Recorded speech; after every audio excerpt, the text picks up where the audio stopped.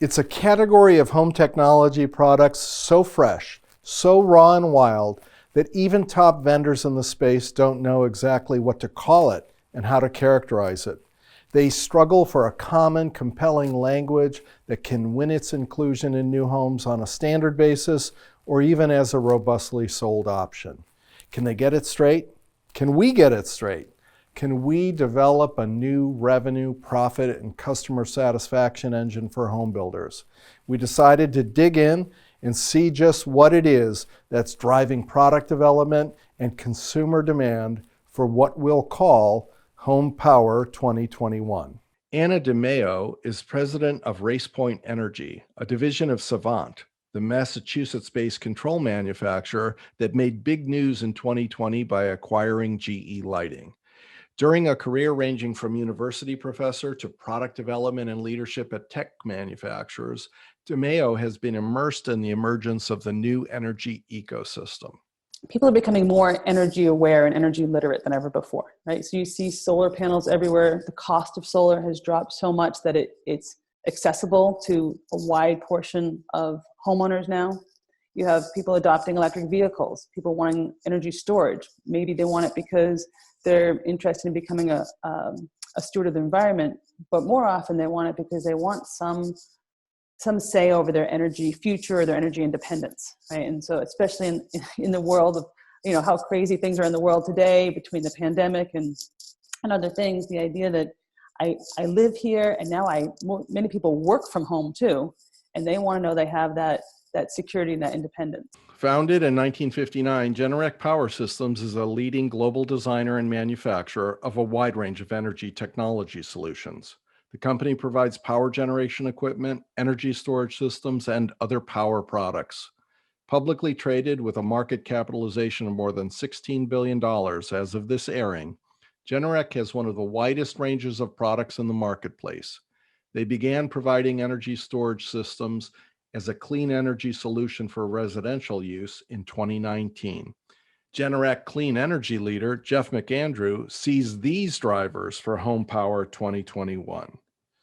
Well, there's a couple different things happening. Number one, the electrical grid is aging, and we're seeing more frequent storms that are stronger. And with all of that combined, we're seeing more and more power outages. So homeowners are very much about protecting their power source. And especially at a time where during COVID, the home has become, as we say, the home is the sanctuary, right? Where the home isn't just the place you come to after work and sleep. It is the restaurant and the office, and in some cases the daycare, the movie theater. It's where we're entertaining, and the power in our homes has never been more important than it is now, because at one point throughout COVID, and it may still be the same, like 42% of the workforce was working remote, right? So right. Homeowners are relying on power more than ever. And with that, they need to essentially guarantee that they're going to have power. And that's what this platform allows for. Now, additionally, electricity rates are on the rise. They have been for decades. They're going to continue to increase. And so while homeowners can use batteries to secure their power source, they're utilizing solar to secure their cost of electricity. A lot of people, they buy a home, they didn't have any say in where the utility pole went or how much. You don't negotiate with the utility, right? The utility says this is your cost per kilowatt hour. It can go up over time. It generally does. And homeowners just sort of, auto pay the bill. Well, with solar, you can lock in your cost of electricity over a long period of time, right? At a certain point, you end up owning that equipment if you finance it, and the cost of electricity is gone if the system was designed appropriately.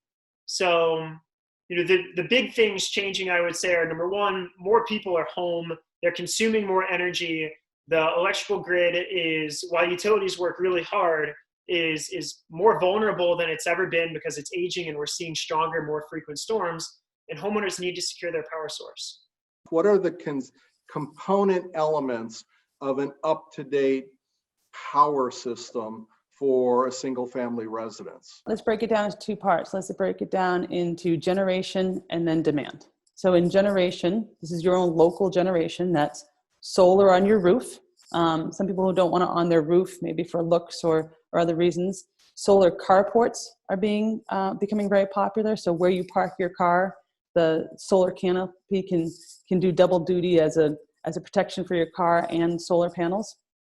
Then there's storage, so energy storage, which can go from the very small to back up just critical loads during an outage, right up through quite large for residential now.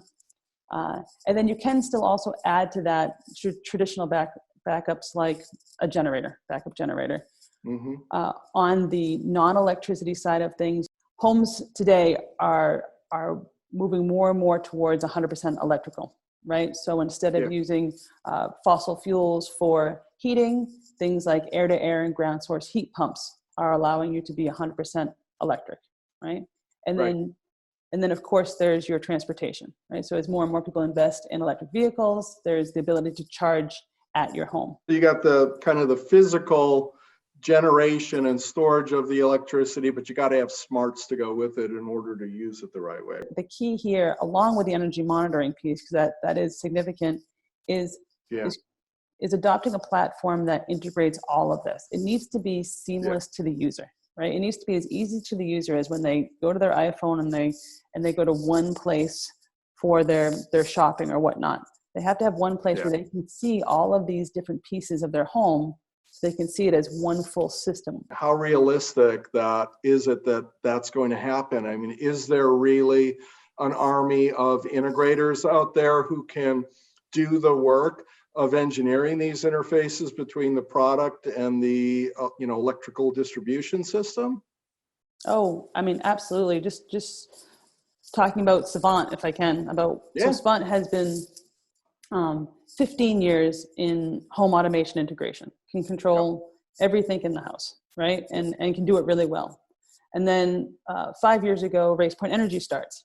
And RacePoint Energy, are experts on energy generation, how to manage a microgrid, which includes everything from generation to load control. And then you marry these two together, right? Yep. And so the idea is that not only can we control everything in the house, but we're also monitoring all of the inputs, right? So you're monitoring the solar, the battery, if you have cogen or a generator, and whether the grid is up or down, right? So now you have all your pieces to your puzzle.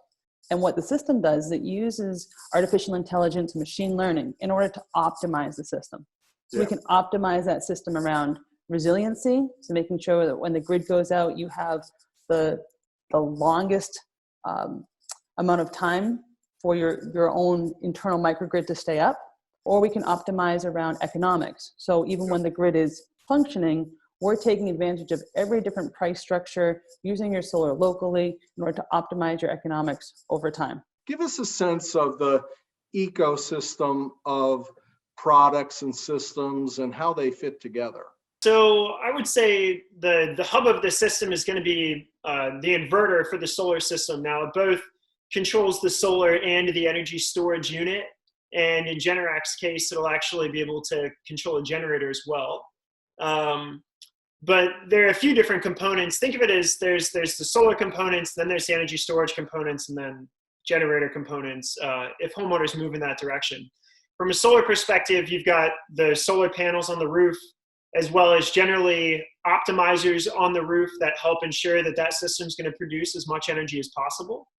And then that power is optimized and sent back to the inverter, and it's either then sent into the battery to charge the battery, or it is inverted, sent through the inverter, and sent to the house, so that the homeowner is not using electricity from the utility, but they're using the electricity that was generated on their roof or stored in their battery. Yeah. Talk a little bit about the smarts that needs to go with the generation and the storage piece to make it all efficiently valuable to the homeowner.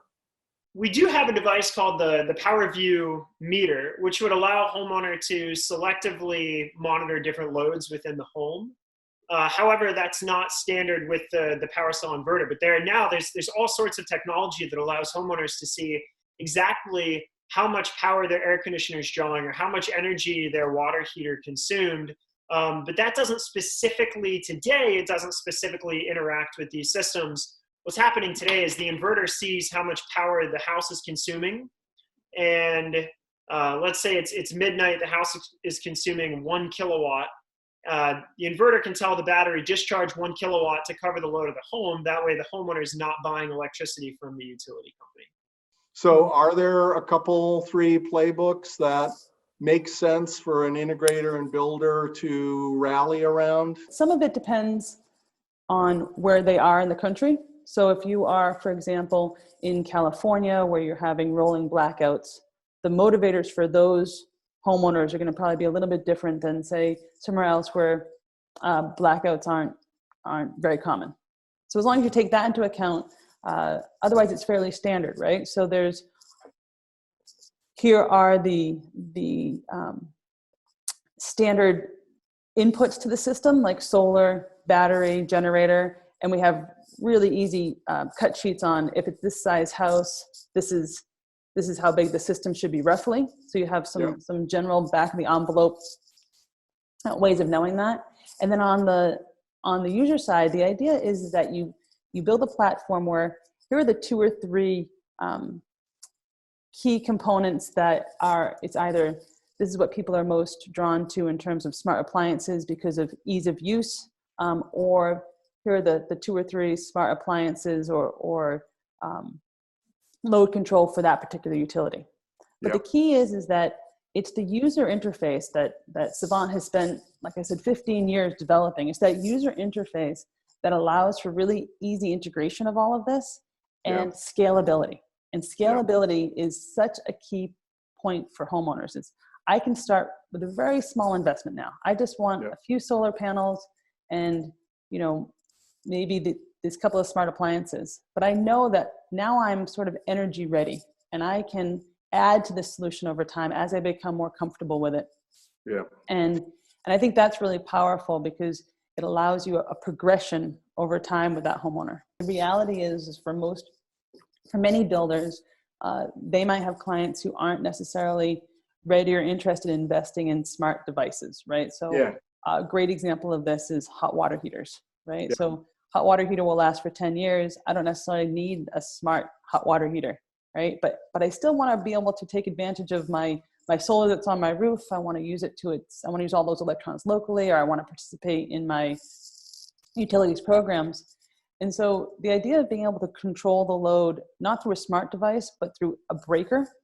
So what we have at Savant and RacePoint have developed are these smart companion modules that plug into any standard electrical panel, whether it's a Schneider or Eaton or what have you.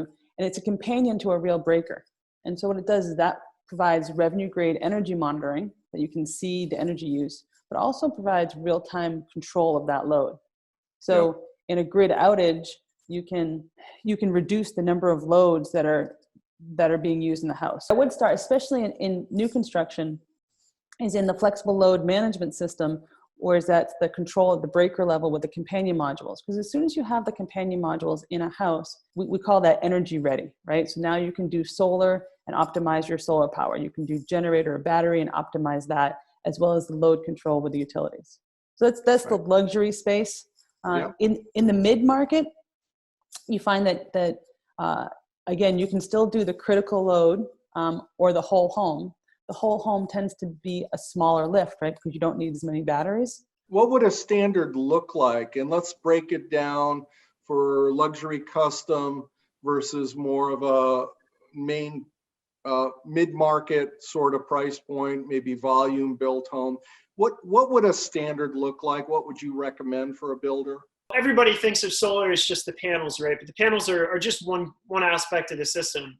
You've got the panels, then the inverter itself, and then really there's a couple different ways you can introduce the battery. You can utilize it as a whole home backup option, where you would then be introducing an additional transfer switch, or you can offer partial home backup power, which would probably be your more volume average customer is you're going to back up the essential loads in their house. And with that, you can actually leverage the inverter to act as a transfer switch when the grid goes down. But the components, high level, the components are going to be your solar panels, racking, your cabling, so your wires to get the power from the roof back down to the inverter, the battery, and then any external switching mechanisms or sub panels to relocate the backup loads. I would love to say that a battery should be standard on every single home, because that's how I personally feel. If we're going to revolutionize the electrical grid, we need batteries. We can't just be generating solar and putting all that energy onto the utility and then still relying on the utility to manage it. And in a time where, again, homeowners are relying more on the power in their homes than ever, I do think a battery should be standard. But what's realistic is that solar should be standard. Every single home, as long as there isn't terrible shading, every single home should come custom with solar. And it's because there's really no downside. In no scenario, and for very, very limited scenarios, are you going to have a solar on a home where it's not going to have some kind of payback over time. And even in places like Texas and Idaho, Florida, places with relatively cheap cost of electricity, homeowners still see, in many cases, a double-digit IRR on their solar investment. Okay. And IRR is? Internal rate of return. Okay. So in many cases, homeowners, even if they live in Idaho, they're going to see a good return on that investment. So the solar should be standard, whether they're doing it for the environment or for their savings. Homeowners should be putting solar on the homes, and builders should be factoring in that as standard.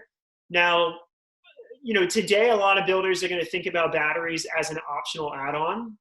I wouldn't. Why should a builder give them a battery standard? Well, I think the number one reason why homeowners are buying batteries is to secure their power source, right? You can't do much in your house if you don't have any power. Number one, I would say, hey, Mr. and Mrs. Homeowner, we include a battery with our custom homes because it's going to provide you power in the event of an outage, right? That is the most basic value proposition. The universal value proposition for energy storage is backup power, right? But additionally, there's all these different reasons why homeowners are buying batteries on top of backup power. They're leveraging time of use rates in California, right? In California, many systems, a high percentage of systems are being built, PV systems are being built with batteries so that homeowners can, number one, avoid the power outages associated with high wind advisories and wildfires. But additionally, the utilities charge more for electricity in the evening from 4 to 9 p.m. in San Diego or 3 to 8 p.m. in Northern California and PG&E territory. And homeowners can charge the battery from the sun in the morning and early afternoon hours, and then power their homes from the battery through the evening to basically arbitrage those high electricity rates. Yeah. And then in markets on the other side of the country, here in the Northeast, in Eversource National Grid territory, homeowners can actually opt into virtual power plant programs where the utilities will tap into the battery during anticipated demand events. Think the 4th of July. Utilities are expecting everybody's going to crank up their air conditioning. They're going to have a party. We're going to experience a high demand event, which means a lot of homes are consuming a lot of power at the exact same time.